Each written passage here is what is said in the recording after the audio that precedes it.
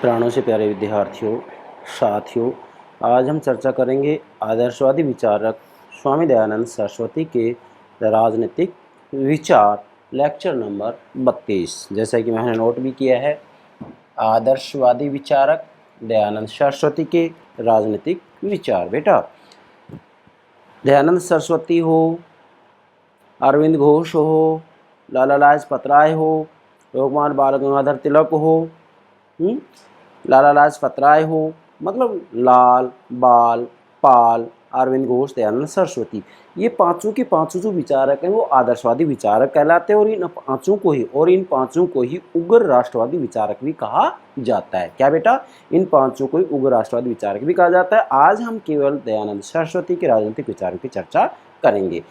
प्रत्येक प्रकार की परीक्षा में किसी न किसी रूप में दयानंद सरस्वती के राजनीतिक विचारों को अवश्य पूछा जाता है। यह बात आपको ध्यान में रखनी है। अब इसका समझाना शुरू करें उससे पहले आपको नोट कर लेना है कि स्वामी दयानंद सरस्वती स्वराज्य के प्रथम संदेशवाहक हैं, स्वराज्य के प्रथम उद्घोषक हैं। मतलब सबसे पहले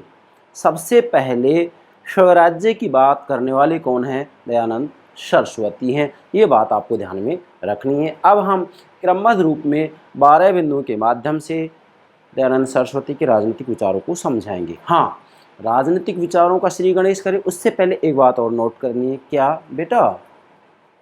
आप आधुनिक भारतीय राजनीतिक चिंतन का अध्ययन कर रहे हैं। यहाँ एक प्रश्न बनता है क्या कि आखिर राजनीतिक चिंतन है ही क्या? What do you means by political thought? तो बेटा इसका सीधा सा उत्तर है राज्य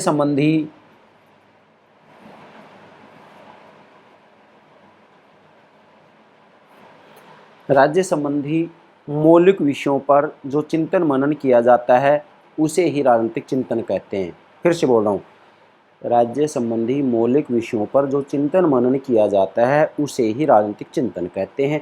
अब राज्य संबंधी मौलिक विषय क्या होते हैं? राज्य संबंधी मौलिक विषय में आता है राज्य की उत्पत्ति, राज्य के कार्य, राज्य के उद्देश्य, राज्य का निर्माण कितने तत्वों से होता है। तो प्राचीन भारत में राज्य निर्माण के बारे में सप्तांग सिद्धांत दिया गया है। मनु कौटिल्य शुक्र ने राज्य निर्माण के 7 तत्व या अंग बताए हैं। आधुनिक समय में राज्य निर्माण के 4 तत्व माने जाते हैं: जनसंख्या, निश्चित भूभाग, सरकार और संप्रभुता।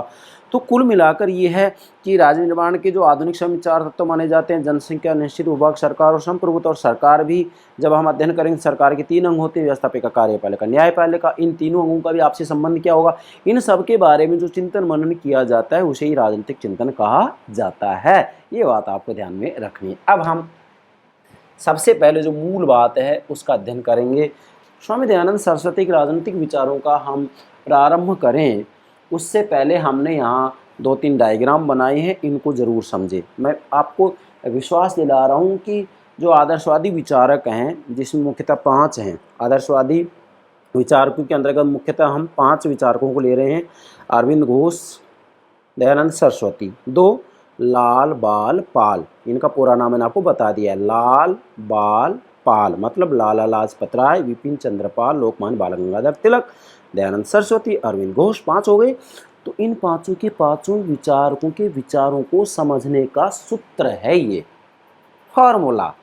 कहते हैं ना कि राजनीति विज्ञान में सूत्र ही नहीं होता है। किसने कहा राजनीति विज्ञान में सूत्र नहीं होता? राजनीति विज्ञान में तो ऐसे ऐसे सूत्र हैं जैसे सूत्र गणित के पास भी नहीं हैं। मैं आप जैसे एक उदाहरण देता हूँ, जैसे अल्पतंत्र का लोह नियम है, रॉबर्ट मिशेल्स का है। अल्पतंत्र का लोह नियम रॉबर्ट मिशेल्स कहते हैं कि कोई भी संस्था हो उसमें निर्णय केवल कुछ लोग लेते हैं, इसी को अल्पतंत्र का लोह नियम कहते हैं। अब उन्होंने कहा है कि लोकतंत्र में कहा जाता है कि भाई जनता का शासन होता है। तो रॉबर्ट मिशेल्स कह रहे हैं कि भले ही लोकतंत्र हो या कोई और तंत्र हो या फिर परिवार हो, समुदाय हो, राजनीतिक दल हो, सब जगह निर्णय तो केवल कुछ लोग लेते हैं। तो वहाँ पर कैसा लोकतंत्र है? निर्णय केवल कुछ लोग लेते हैं, यही अल्पतंत्र का लोह नियम है। तो ये एक ऐसा सूत्र है जो कि गणित में भी आपको ऐसा सूत्र नहीं मिलेगा, निश्चितता है ये। चलिए डायग्राम नंबर 1 मूल लक्ष्य क्या है इनका? तो दयानंद सरस्वती की बात आए, चाहे अरविंद घोष की बात आए, लाल बाल पाल की बात आए, मैं तो यहाँ ये कहूँगा कि राजा राम मोहन राय से लेकर के मोहनदास करमचंद गांधी जी तक जो आधुनिक भारतीय राजनीतिक चिंतक हैं, उन सब का मूल लक्ष्य क्या है? उन सब का मूल लक्ष्य है स्वशासन की प्राप्ति। नोट करें, स्वशासन की प्राप्ति, आत्मचेतना की भावना जागृत करना, स्वावलंबन की भावना जागृत करना और आधुनिकता की भावना जागृत करना, ये इनका मूल लक्ष्य है सभी का, राजा राम मोहन राय से लेकर गांधी जी तक। तो इसमें ये 5 के 5 आदर्शवादी विचारक भी आ जाते हैं। दूसरा डायग्राम मैंने बनाया है विचार सृष्टि का सार तत्व। मतलब यहाँ कुल मिलाकर ये है कि जो ये आदर्शवादी विचारक हैं, यहाँ केवल आदर्शवादी विचारकों पर ये बात लागू होगी। 5 जो आदर्शवादी विचारक मैंने यहाँ नोट भी कर दिया, आदर्शवादी विचारक 5 मतलब अरविंद घोष, दयानंद सरस्वती, लाल बाल पाल, 5 होगी नहीं। तो ये पांचों के पांचों जो विचारक हैं ये विचार या चेतना को सृष्टि का सार तत्व मानते हैं। नोट करेंगे, विचार या चेतना को सृष्टि का सार तत्व मानते हैं और इनका कहना है कि प्रत्येक प्रकार की सामाजिक संस्था विचार की अभिव्यक्ति है। ये पांचों के पांचों विचारक ये बात कहते हैं, ये आपको नोट कर लेनी सारी बात। तीसरा, आदर्शवादी विचारकों के अंतर्गत हम मुख्यतः 5 सदस्य ले रहे हैं, अरविंद घोष, लाल बाल पाल, स्वामी दयानंद सरस्वती। फिर आगे मैंने लिखा है स्वतंत्रता आंदोलन को मुख्यतः 3 भागों में बांटा जाता है, 1885 से लेकर 1947 तक। 1885 से लेकर 1905 तक का जो पहला काल है उसको उदार राष्ट्रीयता का काल कहते हैं। दूसरा जो काल है 1906 से 1919 तक है, इसको उग्र राष्ट्रीयता का काल कहते हैं। ये उग्र राष्ट्रीयता का काल जो है इसको उग्र राष्ट्रवादी विचारधारा भी कहा जाता है और इस उग्र राष्ट्रवादी विचारधारा को आदर्शवादी विचारधारा भी कहा जाता है। और तीसरा जो काल है वो गांधी युग है। गांधी युग है 1920 से 1947 तक है। ठीक है, तो ये आपको ध्यान में रखना है। मतलब स्वतंत्रता आंदोलन को मतलब 1885 से लेकर 1947 तक का जो काल है आप इसको 3 भागों में विभाजित कर समझ सकते हैं। बाकी इसकी जो डिटेल्स है मैंने पिछले लेक्चर में अच्छे से समझा दी। मतलब लेक्चर जो ये 32 है इससे पहले के जो लेक्चर है लगभग कहूँगा कि 10-15 लेक्चर है, उन सब में ये बातें मैंने अच्छे से समझा रखी है, सब में देख सकते हैं। आज मैंने थोड़ा सा इसको मतलब मैं कहूँगा कि संक्षिप्तीकरण किया है, इसको संक्षेप रूप दिया है। इसका कारण ये है कि जैसे जैसे हम आगे बढ़ेंगे तो मुझे विश्वास हो जाएगा कि सारी बातें आप समझ चुके होंगे और उसके बाद मूल बातों पर हम प्रकाश डालना शुरू कर देंगे। ठीक है बेटा, अब हम मूल बात पर आते हैं जो कि आज का हमारा लेक्चर है, जिसके ऊपर हम आज लेक्चर देंगे वो है राजनीतिक विचार। मतलब दयानंद सरस्वती ने अपना राज्य के बारे में क्या चिंतन किया है, क्योंकि राज्य संबंधी मौलिक विषयों को राजनीतिक चिंतन कहा जाता है, ये आपको ध्यान में रखना है। हाँ, ये बात सत्य है कि दयानंद सरस्वती मूलतः एक धार्मिक चिंतक थे, जैसे कि मनु भी मूलतः एक धार्मिक चिंतक थे, लेकिन फिर भी मनु ने राज्य के बारे में काफ़ी कुछ लिखा है। मनुस्मृति का 7वां अध्याय राजधर्म के बारे में है। ऐसे ही स्वामी दयानंद सरस्वती की जो पुस्तक है सत्यार्थ प्रकाश में इन्होंने राजधर्म के बारे में लिखा है निश्चित। तो ये मूलतः तो देखा जाए तो एक धार्मिक चिंतक है, लेकिन फिर भी राजधर्म के बारे में, राज्य के बारे में, राजनीति के बारे में लिखा है इन्होंने। किसमें? अपने ग्रंथ सत्यार्थ प्रकाश में। यस, मैंने ऐसा नोट भी किया है। यह मूलतः ये धार्मिक चिंतक थे दयानंद सरस्वती। अब ये मूलतः एक धार्मिक चिंतक हैं, ये बात सत्य है, लेकिन इसके बावजूद भी इन्होंने सामाजिक व्यवस्था मतलब समाज व्यवस्था, अर्थव्यवस्था, राजनीतिक व्यवस्था के बारे में बहुत कुछ लिखा है। मतलब इन्होंने धर्म के साथ साथ आर्थिक क्षेत्र में, राजनीतिक क्षेत्र में, सामाजिक क्षेत्र में बहुत कुछ लिखा है। हाँ, इतना ज़रूर है कि दयानंद सरस्वती ने जो सामाजिक विचार दिए, जो आर्थिक विचार दिए, जो राजनीतिक विचार दिए, इन सब का आधार धार्मिक चिंतन ही है। इनका आधार धार्मिक चिंतन है, इसलिए दयानंद सरस्वती के धार्मिक विचारों को समझना निहायत ज़रूरी है। और मैंने दयानंद सरस्वती के धार्मिक विचार अपलोड कर दिए हैं, आप देख सकते हैं। ठीक है बेटा, फिर मैंने आगे लिखा है वेद, मनु, कौटिल्य से प्रभावित। मतलब स्वामी दयानंद सरस्वती के राजनीतिक विचारों को समझें उससे पहले आपको ये स्पष्ट हो जाना चाहिए कि स्वामी दयानंद सरस्वती के ऊपर वेदों का प्रभाव पड़ा, क्योंकि वेदों के बारे में अपने विचार दिए। वेदों के बारे में उन्होंने क्या विचार दिए हैं? दयानंद सरस्वती के वेद संबंधी विचार, इस नाम से मैंने लेक्चर भी अपलोड कर दिया है, आप देख सकते हैं। तो वेदों का प्रभाव पड़ा, वेद 4 हैं, मैंने आपको पिछले लेक्चर में बता दिया है। पिछले लेक्चर का मतलब वेद संबंधी विचारों में मनु की मनुस्मृति का प्रभाव पड़ा है, कौटिल्य के अर्थशास्त्र का भी इनके विचारों के ऊपर प्रभाव पड़ा है। ये बात आपको ध्यान में रखनी है। तो मैंने लिखा है वेद, मनु, कौटिल्य से ये प्रभावित हुए हैं। ठीक है, अब हम इसके राजनीतिक विचारों को 12 बिंदुओं के माध्यम से समझेंगे। नंबर 1, व्यक्ति की स्वतंत्रता का समर्थन। यह मैं एक बात जरूर कहूँगा बेटा, अगर देखा जाए तो स्वतंत्रता के बारे में प्राचीन समय से ही चिंतन किया जा रहा है, चाहे वो भारतीय राजनीतिक चिंतन हो या पश्चिमी राजनीतिक चिंतन हो। हाँ, इतना ज़रूर है कि मानव जाति लगातार स्वतंत्रता की खोज कर रही है, लेकिन इसे कभी भी पूर्ण स्वतंत्रता की प्राप्ति नहीं हो सकती है, नहीं हो सकती है, नहीं हो सकती। केवल राष्ट्रीय स्वतंत्रता प्राप्त कर लेना ही पूर्ण स्वतंत्रता थोड़ी ना है। अगर आप राजनीतिक चिंतन के शाश्वत प्रश्नों की बात करें तो मैं दावे के साथ कह सकता हूं कि मानव जाति प्रारंभ से ही स्वतंत्रता की खोज कर रही है और अंत तक खोज करती रहेगी, लेकिन मानव पूर्ण रूप में कभी स्वतंत्र हो ही नहीं सकता। किसी न किसी रूप में उसके ऊपर प्रतिबंध रहेगा ही रहेगा। जैसा कि आगे चलकर जीन जैक्स रूसो ने कहा है पश्चिम के अंतर्गत, क्या कि मानव स्वतंत्र जन्मता है लेकिन सर्वत्र बंधनों में जकड़ा हुआ है। निश्चित। तो हम इसको ज़्यादा ना लेकर के केवल दयानंद सरस्वती की बात करेंगे। व्यक्ति की स्वतंत्रता का समर्थन, मतलब स्वामी दयानंद सरस्वती ने अपने राजनीतिक विचारों के अंतर्गत सबसे पहले व्यक्ति की स्वतंत्रता की बात की है। और स्वतंत्रता की बात करते हुए दयानंद सरस्वती कह रहे हैं, मैं महत्वपूर्ण बात नोट किए यहाँ, कह रहे हैं कि सब मनुष्यों को सामाजिक सर्वहितकारी नियमों के पालन में परतंत्र रहना चाहिए, दूसरे के अधीन रहना चाहिए, और प्रत्येक हितकारी नियम में सब स्वतंत्र रहें। मतलब यहाँ अगर सामाजिक हित की बात आती है तो समाज के नियमों को मानना चाहिए, और व्यक्ति विशेष के हित की बात आती है तो इसमें वो स्वयं स्वतंत्र रहे, जिससे कि समाज को किसी भी प्रकार का कोई नुकसान ना हो पाए। मतलब कुल मिलाकर यहाँ व्यक्ति की स्वतंत्रता की बात जो है दयानंद सरस्वती ने की है। ये बात आपको ध्यान में रखनी है, ठीक है। दूसरा है राज्य के शासन का संगठन। स्वामी दयानंद सरस्वती ने अपने राजनीतिक चिंतन में राज्य के शासन तंत्र के संगठन की भी चर्चा की है, और इन्होंने राज्य का जो शासन तंत्र का संगठन है, इस शासन तंत्र के संगठन को 3 प्रकार का बताया है। पहला राजा, दूसरा सभा, और तीसरा मंत्री परिषद।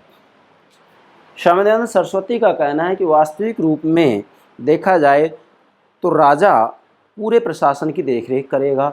इसके साथ में 3 प्रकार की सभाएं होंगी, राजसभा, धर्मसभा, विद्यासभा। राजसभा है ये व्यवस्थापिका के रूप में काम करेगी, मतलब एक प्रकार से कानून बनाने के रूप में काम करेगी। धर्मसभा जो है इसमें वेदों के जानकार होंगे, और जो विद्यासभा है इसमें विषय विशेष के जानकार होंगे। तो इन 3 प्रकार की जो सभाएं हैं, इन 3 प्रकार की सभाओं के द्वारा जो है शासन का संचालन करने में सहयोग दिया जाएगा। और तीसरा है मंत्री परिषद। दयानंद सरस्वती ने कहा कि राज्य का संचालन अच्छे से तभी हो सकता है जबकि राजा को परामर्श देने के लिए मंत्री परिषद हो। ये बात मनु ने भी कही है, ये बात कौटिल्य ने भी कही है, और ये बात दयानंद सरस्वती ने भी कही है। और मंत्री परिषद के सदस्य जो हैं धैर्यवान हो, चरित्रवान हो, सत्यवादी हों, हैं, ईमानदार हों, ज्ञानवान हों, निपुण हों, उनमें शासन करने की कौशलता होनी चाहिए। ये सारी बातें जो है दयानंद सरस्वती ने भी बताई हैं। इनमें ज़्यादा व्याख्या करने की हमें कतई आवश्यकता नहीं है, क्योंकि सारी बातें सामान्य हैं। तीसरा विचार है समानता का समर्थन। दयानंद सरस्वती ने समानता का भी समर्थन किया है। दयानंद सरस्वती ने स्पष्ट रूप में कहा है कि जो जाति व्यवस्था है, इस जाति व्यवस्था से असमानता पनपती है, इसलिए इन्होंने जन्म आधारित जाति व्यवस्था का विरोध किया है। इन्होंने कहा कि सभी ईश्वर की संतान है, तो सभी व्यक्ति, सभी मानव पूर्णतया समान है। जाति व्यवस्था के उन्होंने पूर्ण रूप में विरोध किया है।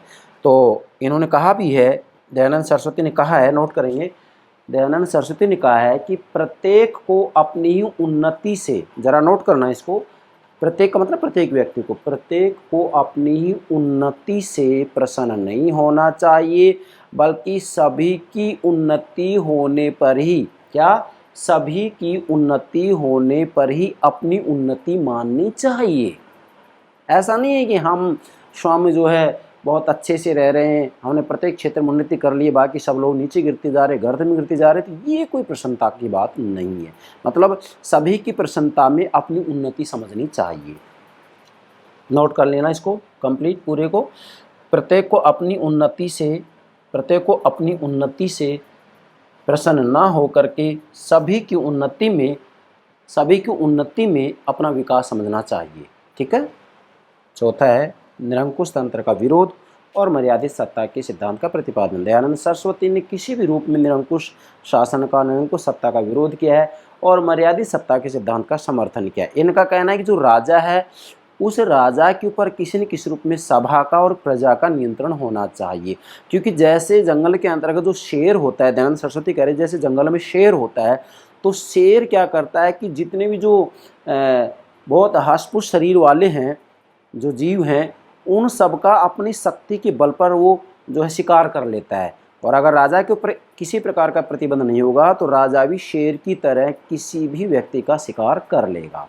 ठीक है, जैसे कि यहाँ लिखा भी है, इन्होंने दयानंद सरस्वती कह रहे हैं कि एक को स्वतंत्र राज्य का अधिकार न देना चाहिए। मतलब दयानंद सरस्वती कह रहे हैं कि एक को स्वतंत्र राज्य का अधिकार, फिर से एक को स्वतंत्र राज्य का अधिकार न देना चाहिए। राजा के ऊपर सभा और प्रजा का नियंत्रण होना चाहिए और राजा सभा और प्रजा को मिल करके सत्ता का प्रयोग करना चाहिए। ये बात दयानंद सरस्वती ने कही। मैंने यहाँ डॉट डॉट का मतलब ही पूरी बात मैंने लिखी नहीं है, मैंने बोल दी है, आप नोट कर सकते हैं। पांचवा है लोकतंत्र का समर्थन, डेमोक्रेसी। दयानंद सरस्वती ने लोकतंत्री शासन प्रणाली का समर्थन किया है, लेकिन दयानंद सरस्वती का जो लोकतंत्र है इसके बारे में एक विद्वान है धर्मशास्त्री ने दयानंद सरस्वती ने जो लोकतंत्र दिया है उस लोकतंत्र को विशिष्ट जनतंत्र का है, विशेष प्रकार का लोकतंत्र का है। नोट करेंगे, धर्मवीर शास्त्री ने दयानंद सरस्वती के जो लोकतंत्र के बारे में विचार है उस लोकतंत्र को विशिष्ट जनतंत्र या लोकतंत्र कहा है। और दयानंद सरस्वती ने राजतंत्र का सहयोग गणतंत्र से किया है। मतलब वास्तव में देखा जाए तो जो राजा होगा वो राजा निर्वाचित होगा तो इसका मतलब ये कि राजा जो राजतंत्र है इसको गणतंत्र से जो है संयोग किया है कि भाई राजा निर्वाचित होना चाहिए। और इसी के साथ में मैं जैसे लिखा भी यहाँ कि राजा निर्वाचित व सीमित होगा। क्या मैंने लिखा है, निर्वाचित व सीमित राजतंत्र। मतलब जो यहाँ राजतंत्र की बात की जाती है तो इन्होंने कहा है कि जो राजा होगा निर्वाचित होगा और सीमित होगा। अब राजा सीमित भी है, निर्वाचित है तो इसका मतलब इसमें गणतंत्र का संयोग कर दिया गया है। ठीक है, छठा है प्रशासन का विकेंद्रीकरण तथा ग्राम प्रशासन। दयानंद सरस्वती के ऊपर चूंकि मनु की मनुस्मृति का मतलब मनु की रचना मनुस्मृति है जिसमें 12 अध्याय हैं और 7वां अध्याय राजधर्म से संबंधित है। कौटिल्य का जो पुस्तक है अर्थशास्त्र में 15 अधिकरण है। ये मानी प्राचीन भारतीय राजनीतिक चिंतन में सारी बातें समझा दी हैं। तो वास्तव में देखा जाए तो प्रशासन के विकेंद्रीकरण मतलब जो प्रशासन है इसको इन्होंने एक स्थान पर केंद्रित न कर करके इसका विकेंद्रीकरण किया है। अब मनु ने भी और कौटिल्य ने भी विकेंद्रीकरण की बात की है, तो प्रशासन का विकेंद्रीकरण तथा ग्राम प्रशासन की बात की इन्होंने। जैसा मैंने यहाँ लिखा भी है कि मनुस्मृति का ही अनुकरण करते हुए, मतलब मनुस्मृति मनु की जो रचना है मनुस्मृति का अनुकरण करते ही दयानंद सरस्वती ने कहा कि एक गांव का एक अधिकारी होगा, 10 गांवों पर फिर एक अधिकारी होगा, 20 पर फिर अधिकारी होगा, 100 पर फिर अधिकारी होगा, 1000 पर फिर अधिकारी होगा और इसके बाद 10,000 पर फिर अधिकारी होगा और 1 लाख ग्रामों के ऊपर 7वां अधिकारी होगा।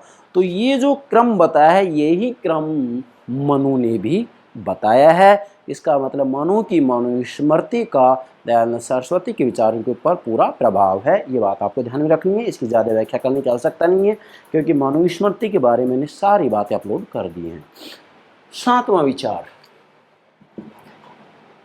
कुशल एवं निष्ठावान प्रशासन व्यवस्था की स्थापना का समर्थन। दयानंद सरस्वती ने अपने राजनीतिक विचारों के अंतर्गत जो 7वीं बात बताई वो बताई है कि एक कुशल एवं निष्ठावान प्रशासनिक व्यवस्था की स्थापना का समर्थन किया। इनका कहना है कि जो प्रशासनिक व्यवस्था है, जो प्रशासन है, उस प्रशासन के अंतर्गत जो प्रशासनिक अधिकारी हैं, जो प्रशासनिक कर्मचारी हैं, वो कुशल होने चाहिए। इसी के साथ में वो निष्ठावान होने चाहिए, मतलब अपने कार्य के प्रति उनमें निष्ठा हो, अपने कार्य के प्रति निष्ठा हो और इसी के साथ में उनमें एक प्रकार से बुद्धिमत्ता होनी चाहिए। मतलब मैं दूसरे शब्दों में कहूँगा आज की लोक प्रशासनिक शब्दावली में कह सकता हूँ कि उनमें कमिटेड प्रतिबद्धता की भावना होनी चाहिए। इसी के साथ में उनमें जो है विषय विशेष के बारे में ज्ञान होना चाहिए, जानकारी होनी चाहिए। 8वां कर व्यवस्था, टैक्स सिस्टम, कर व्यवस्था संबंधी विचार। दयानंद सरस्वती ने कर के बारे में अपने विचार दिए और कर की बात आती है तो इधर आइएगा, मनु ने अपनी रचना मनुस्मृति और कौटिल्य ने अपनी रचना अर्थशास्त्र के अंतर्गत कर संबंधी विचार दिए हैं। और कर संबंधी विचार जो दयानंद सरस्वती ने दिए हैं, इन कर संबंधी विचारों के ऊपर मनु और कौटिल्य का प्रभाव पड़ा है। तो मनु और कौटिल्य की कर व्यवस्था के ऊपर मैंने लेक्चर अलग से अपलोड कर रखे हैं, आपने देख लिया होगा, नहीं देखा देख सकते, वो समझ में आएगा, इसको समझने में दिक्कत ही नहीं है। जरा देखिएगा कर संबंधी विचार। दयानंद सरस्वती कहते हैं कि जो टैक्स है, जो कर है, वो सीमित मात्रा में लगाया जाए और इस हिसाब से लगाया जाए कि जनता दुखी नहीं हो। क्योंकि अगर जनता के ऊपर सीमा से ज़्यादा टैक्स लगाया जाएगा, कर लगाया जाएगा, तो जनता जो है दुखी होगी, और जनता दुखी होगी तो फिर उस राज्य का कभी विकास नहीं हो सकता, क्योंकि वो एक प्रकार से राजा के शत्रु बन जाते हैं। और जब जनता ही राजा की शत्रु बन जाती है तो निश्चितता है उस राज्य का विकास नहीं हो सकता, क्योंकि उस राजा को वैधता प्राप्त नहीं है, लेजिटिमेसी प्राप्त नहीं है, औचित्यता प्राप्त नहीं है। जिस राज्य व्यवस्था को वैधता प्राप्त नहीं होती है वो राज्य व्यवस्था बल छल का प्रयोग करती है और वह अधिक दिनों तक टिक नहीं सकती है। इसलिए दयानंद सरस्वती कह रहे हैं कि जिस प्रकार से जोंक, बछड़ा और भंवरा, जरा समझें, जिस प्रकार से जोंक, आपने जोंक देखी हो ना बरसात के मौसम में जो निकल जाती है, जोंक, बछड़ा, जो गो होती है, गाय होती है, गौ माता होती है, उसका जो बच्चा होता है बछड़ा, जोंक, बछड़ा और भंवरा। भंवरा आपने देखो जो फूलों के ऊपर बैठता है। तो जोंक अपने हिसाब से भोग्य पदार्थ ग्रहण करता है, मतलब सीमित मात्रा में।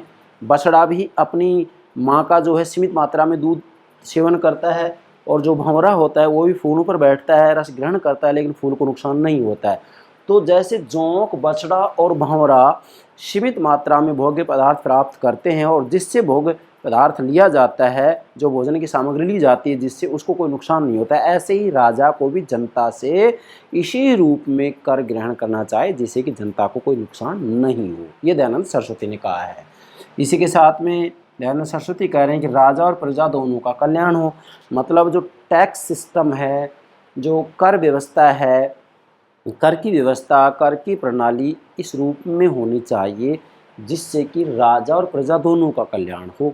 राजा का कल्याण इस रूप में होगा कि वो जनता के ऊपर, जनता के हिसाब से, उनकी इनकम के हिसाब से, आय के हिसाब से टैक्स लगाएगा, उस हिसाब से कर लगाएगा, तो प्रजा जो है प्रसन्नता के साथ कर देगी, प्रसन्नता के साथ कर देगी तो राजा का राजकोष भरा पूरा रहेगा। मतलब कुल मिलाकर ये है कि जो टैक्स सिस्टम है, जो कर व्यवस्था है, वो ऐसी होनी चाहिए जिससे कि दोनों का, राजा और प्रजा दोनों का भला हो, दोनों का कल्याण हो, किसी भी रूप में दोनों का कोई नुकसान ना हो। ये आपको ध्यान में रखना है। 9वां है राज्य के लोक कल्याणकारी कार्यों का समर्थन। दयानंद सरस्वती ने राज्य के लोक कल्याणकारी कार्यों का समर्थन किया। आप जरा देखिएगा, इधर मनु ने भी और कौटिल्य ने भी राज्य के लोक कल्याणकारी कार्यों की बात की है। भले ही उन्होंने लोक कल्याणकारी राज्य का उदाहरण ना दी हो मनु कौटिल्य ने, लेकिन लोक कल्याणकारी कार्यों का समर्थन किया है। और दयानंद सरस्वती के ऊपर भी मनु कौटिल्य का प्रभाव पड़ा है। मनु की मनुस्मृति, कौटिल्य का अर्थशास्त्र का प्रभाव पड़ा है। इसीलिए इन्होंने जो है लोक कल्याणकारी कार्यों का समर्थन किया है। और दयानंद सरस्वती ने कहा कि जैसे एक पिता होता है, परिवार का जो मुखिया होता है, पिता, जो पिता होता है अपनी संतान की परवरिश करता है, अपने बच्चों की अच्छे से परवरिश करता है, स्वयं दुख पालेगा लेकिन बच्चों को, संतान को किसी प्रकार का कष्ट नहीं होने देगा। ठीक इसी प्रकार से राजा को भी प्रजा के साथ पिता के तुल्य व्यवहार करना चाहिए। किसने कही ये बात? दयानंद सरस्वती ने कही है, मैंने नोट भी कर दिया। पिता के समान व्यवहार करे राजा प्रजा के साथ पिता के तुल्य व्यवहार करे। तो जैसे पिता परिवार के अंतर्गत अपनी पत्नी का, अपने बच्चों का अच्छे से ख्याल रखता है, ऐसे ही राजा को अपनी प्रजा का, जनता का ख्याल रखना चाहिए। स्वयं कष्ट पाएगा लेकिन परिवार को, संतान को किसी रूप में कष्ट नहीं होने देगा। उसी प्रकार से राजा स्वयं कष्ट झेले लेकिन जनता को कष्ट ना उठाने दे, ये प्रयास करना चाहिए। 10 प्रभु सत्ता एवं विधि संबंधी विचार। ध्यान दें, दयानंद सरस्वती ने प्रभु सत्ता एवं विधि संबंधी विचार भी दिए हैं। अगर देखा जाए तो प्रभु सत्ता और विधि के बारे में मनु ने भी और कौटिल्य ने भी अपने विचार दिए हैं। मैंने इन सब के ऊपर अलग से लेक्चर अपलोड कर दिया है। मनु संबंधी विचारों में, कौटिल्य संबंधी विचारों में आप प्ले लिस्ट में देख सकते हैं, प्राचीन भारतीय राजनीतिक चिंतन के अंतर्गत। तो यहाँ दयानंद सरस्वती का कहना है कि जो राज सत्ता है, राज सत्ता पर 3 नियंत्रण होना जरूरी है। मतलब इन्होंने प्रभु सत्ता के बारे में जो अपने विचार दिए हैं, विधि के बारे में, कानून के बारे में जो अपने विचार दिए हैं, इसको स्पष्ट करते हुए दयानंद सरस्वती कह रहे हैं कि राज सत्ता पर 3 नियंत्रण, 3 प्रकार के नियंत्रण का होना जरूरी है। एक तो वेदों का नियंत्रण हो, ऋग्वेद, यजुर्वेद, सामवेद, ऋग्वेद, यजुर्वेद, सामवेद और अथर्ववेद, 4 प्रकार के वेद हो गए। तो इन वेदों में जो ज्ञान दिया गया है उस नियमों का, मतलब जो है, मैं कहूँगा कि उसमें जो सिद्धांत दिए गए हैं उनका नियंत्रण हो, वेद का। इसी के साथ में जो 3 प्रकार की सभाएं बताई गई हैं, विद्या सभा, राजसभा और धर्म सभा का नियंत्रण हो। 3 प्रकार की सभाएं बताई इन्होंने दयानंद सरस्वती ने। विद्या सभा, राजसभा, धर्म सभा। विद्या सभा में विषय विशेषज्ञ होंगे, राजसभा में व्यवस्थापिका के तुल्य काम करेगी और धर्म सभा के अंतर्गत वेदों की जानकार होंगे। तो विद्या सभा, राजसभा और धर्म सभा का नियंत्रण होगा और इसी के साथ में प्रजा का भी जो है नियंत्रण होगा, प्रजा मत का, जनमत का भी नियंत्रण होगा। सबसे बड़ा नियंत्रण जनमत का होता है। तो यहाँ किसी भी रूप में दिखाई नहीं दे रहा है कि वे दयानंद सरस्वती ने राजा को जो है अनियंत्रित शक्ति दी है, ऐसा कहीं पर भी देखने के लिए नहीं मिलेगा। ठीक है। 11वां है न्याय एवं दंड संबंधी विचार। दयानंद सरस्वती ने न्याय और दंड संबंधी विचारों के अंतर्गत पूरा का पूरा मनु का अनुसरण किया है, मनु का अनुकरण किया है। मनु ने अपनी मनुस्मृति में जो न्याय और दंड के बारे में विचार दिए हैं, वो न्याय और दंड के विचार दयानंद सरस्वती ने भी स्वीकार किए हैं। तो मनु का न्याय संबंधी विचार और मनु का दंड संबंधी विचार मैंने अलग से अपलोड कर दिया है, आप प्लेलिस्ट में देख सकते हैं। प्राचीन भारतीय राजनीतिक चिंतन के अंतर्गत यहाँ उसकी व्याख्या करने की कतई आवश्यकता नहीं समझता मैं। और 12वां है अंतर्राष्ट्रीय संबंधों पर विचार। बेटा अंतर्राष्ट्रीय संबंधों के ऊपर मनु ने अपनी मनुस्मृति में परराष्ट्र संबंधों का सिद्धांत दिया है। कौटिल्य ने भी अपने रचना शास्त्र में परराष्ट्र संबंधों का सिद्धांत दिया है। इन्होंने जो है परराष्ट्र संबंधों के सिद्धांतों को समझाते हुए सैद्धांतिक और व्यवहारिक पक्ष बताएं। सैद्धांतिक पक्ष में राज्य मंडल जरा नोट करेंगे, राज्य मंडल, नीति के 4 उपाय, 60 गुण नीति बताई है। इसी के साथ में व्यवहारिक पक्ष में इन्होंने दूत व्यवस्था, गुप्तचर व्यवस्था, युद्ध के बारे में विचार दिए मनु ने भी, कौटिल्य ने भी। अब यहाँ आप मनु के बारे में, मनु का परराष्ट्र संबंधी सिद्धांत, कौटिल्य का परराष्ट्र संबंधी सिद्धांत प्लेलिस्ट में देख सकते हैं। प्राचीन भारतीय राजनीतिक चिंतन के अंतर्गत वहाँ सारी बातें अपलोड कर दी हैं। तो मनु और कौटिल्य के जो परराष्ट्र संबंधी विचार हैं, उनका पूरा का पूरा प्रभाव दयानंद सरस्वती पर भी पड़ा है। कैसे? दयानंद ने स्वराज्य मतलब राष्ट्रवाद, स्वराज्य के साथ चक्रवर्ती राज्य की कल्पना का संयोग किया है। जरा समझे, ये बात इन्होंने नहीं कही इसलिए मैंने नोट कर दी है। दयानंद ने स्वराज्य मतलब राष्ट्रवाद, स्वराज्य के साथ चक्रवर्ती राज्य की कल्पना का संयोग किया है और चक्रवर्ती राज्य का आधार सार्वभौमिक मानववाद है। क्या? सार्वभौमिक मानववाद है। और ऐसी अंतरराष्ट्रीय विचारधारा पर बल जो मानवतावादी एवं उदारवादी है, मानवतावादी और उदारवादी है, जिसकी अंतिम परिणति वसुधैव कुटुंबकम में होती है, विश्व राज्य में होती है। यह दयानंद सरस्वती ने कहा है। इसी के साथ में मुख्यतया दयानंद सरस्वती ने मनुस्मृति का अनुकरण किया है और मनुस्मृति का अनुकरण करते इन्होंने दूत व्यवस्था, गुप्तचर व्यवस्था के बारे में अपने विचार दिए हैं। इसी के साथ में इन्होंने नीति के 4 उपायों की भी चर्चा की है और षड्गुण मंत्र मतलब संधि, विग्रह, यान, आसन, द्वंद्विभाव, संश्रय, ये षड्गुण मंत्र हो गए। और नीति के 4 उपाय साम, दाम, यश, साम, दाम, भेद और दंड, इनकी भी इन्होंने चर्चा की है। कुल मिलाकर ये कहा जा सकता है कि दयानंद सरस्वती के जो अंतर्राष्ट्रीय संबंधी विचार है, इसके ऊपर मनु की मनुस्मृति का पूरा प्रभाव पड़ा है। और अगर मनु की मनुस्मृति के अंतर्गत मनु ने जो परराष्ट्र संबंधी विचार दिए हैं, इनको आप व्यापक रूप में देखना चाहते हैं तो आप प्राचीन भारतीय राजनीतिक चिंतन के अंतर्गत मनु के परराष्ट्र संबंधी विचारों के ऊपर मैंने अलग से लेक्चर अपलोड कर रखा है, उसको देख सकते हैं। ठीक है। अब निष्कर्ष निकाल लो बेटा। निष्कर्ष क्या निकालना है? निष्कर्ष ये निकालना है कि दयानंद सरस्वती का जो राजनीतिक चिंतन का क्षेत्र है वो पर्याप्त व्यापक है। क्यों? क्योंकि दयानंद सरस्वती ने स्वतंत्रता, समानता, लोकतंत्र, कानून, निरंकुश तंत्र का विरोध, प्रशासन के बारे में, प्रशासन के कुशल निष्ठावान के बारे में, कर व्यवस्था के बारे में, लोक कल्याणकारी राज्य के बारे में, प्रभु सत्ता के बारे में, विधि के बारे में, न्याय के बारे में, दंड के बारे में, अंतर्राष्ट्रीय संबंधों के बारे में, निर्वाचित जो राजा है उसके बारे में, और मैं कहूँगा कि राजतंत्र और गणतंत्र का इन्होंने समन्वय किया है कि भाई राजतंत्रीय प्रणाली तो हो लेकिन राजा निर्वाचित हो तो गणतंत्र का संयोग हो गया। तो इन सब के बारे में व्यापक रूप में लिखा है। इसलिए राजनीतिक चिंतन का क्षेत्र पर्याप्त व्यापक है इनका, आप देख सकते हैं 12 बिंदुओं के माध्यम से। और परंपरागत भारतीय राजनीतिक चिंतन की मौलिक एवं उपयोगी व्याख्या की है। मतलब दयानंद सरस्वती ने परंपरागत भारतीय राजनीतिक चिंतन की मौलिक एवं उपयोगी व्याख्या की है। अब आप देख सकते हैं दयानंद सरस्वती ने जो अपने राजनीतिक विचार दिए हैं, ज़्यादातर आप कहाँ पाएंगे? मनु की मनुस्मृति के द्वारा इन्होंने स्वीकार किया है और आधुनिकता के परिवेश में इन्होंने इनको ढाला है। फिर मैंने आगे लिखा है मुख्य विशेषता। दयानंद सरस्वती के राजनीतिक विचारों की जो मुख्य विशेषता है, नोट करें। मुख्य विशेषता क्या है, जरा समझें। मुख्य विशेषता क्या है, कॉम्पिटिशन पूछी जा सकती है ये बात। मुख्य विशेषता क्या है दयानंद सरस्वती के राजनीतिक विचारों की, नोट करें।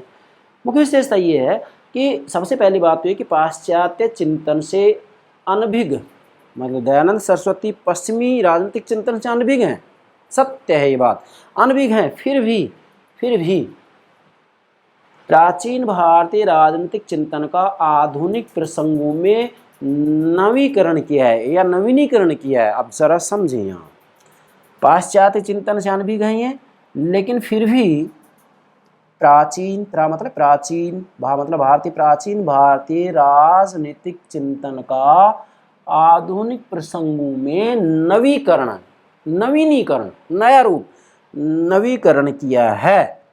और इसी के साथ में दयानंद सरस्वती के राजनीतिक चिंतन का मूल स्रोत धर्म है। मैंने आपको पहले बता दिया है कि दयानंद सरस्वती के सामाजिक, आर्थिक, राजनीतिक विचार धार्मिक चिंतन पर आधारित हैं, धर्म पर आधारित हैं। अब धर्म राजनीतिक चिंतन का मूल स्रोत तो है, मूल स्रोत धर्म, लेकिन फिर भी पर तर्क की दृष्टि से तार्किक निष्कर्ष ये निकलता है कि इन्होंने